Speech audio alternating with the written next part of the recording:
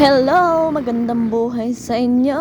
May order nga pala tayong buko juice ngayon kaya samahan nyo akong gumawa. Naubusan kasi ako ng stock sa rep kaya gagawa na ako. Abay mare, hindi kasi pa pwedeng i-stock ng matagal ang buko juice. Kailangan laging fresh. Ako lang naman ang hindi fresh mare kaya pagpasensyahan nyo na ako. Bago nga pala akong bahay mare, kita nyo naman kasyang-kasya ako. Baka mapanood to ni Jobe, nagka-idea pa siya ngayon.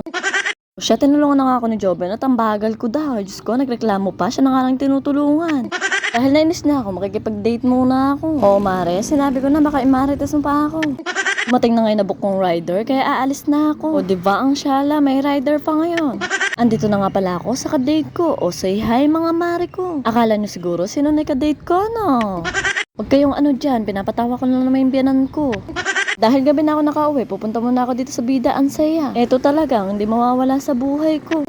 Seryosohin mo naman mare, katawaan lang to. Mag-follow, like, and share ka na nga lang sa video na to. At bibigyan kita ng aginaldo. O siya, hanggang dito na lang mare, paalam.